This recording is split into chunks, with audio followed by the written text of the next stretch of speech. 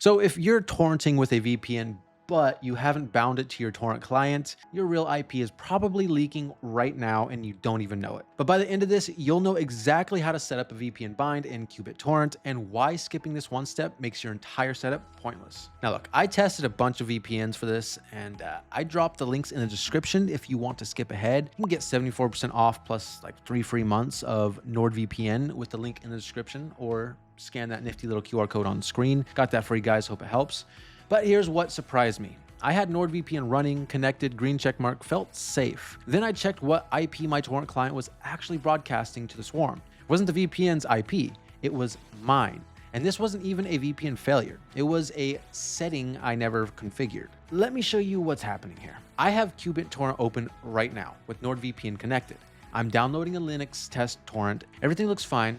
Now watch when I disconnect the VPN. The download keeps going. No pause, no warning.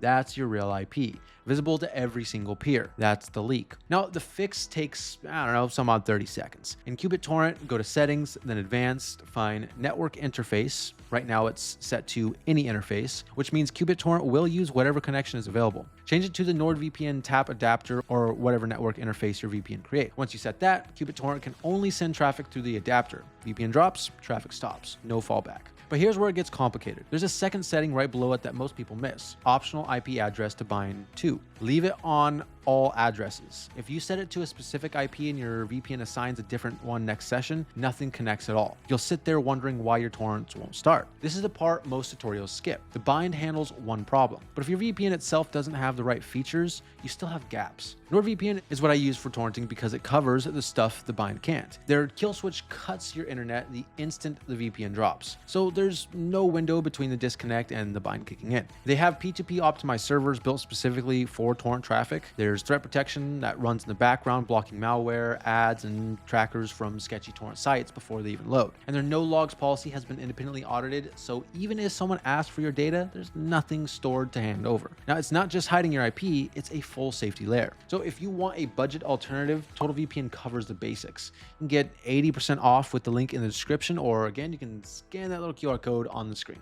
But anyways, here's the verdict. A kill switch alone is not enough sometimes. The bind is what forces your torrent client to stop dead when the VPN drops. Combined with the VPN that has its own kill switch, P2P servers, and a no logs policy, that's how you actually torrent without leaking. NordVPN is the one that checks all of those. So if you're going with NordVPN, then the link again is in the description. That gets you, what did I say, 74% off plus 3 free months. And don't forget the QR code on screen that makes it easier. I also broke down the best torrent sites and the best torrent clients if you need the rest of the setup. You can go ahead and check that in my recommended videos.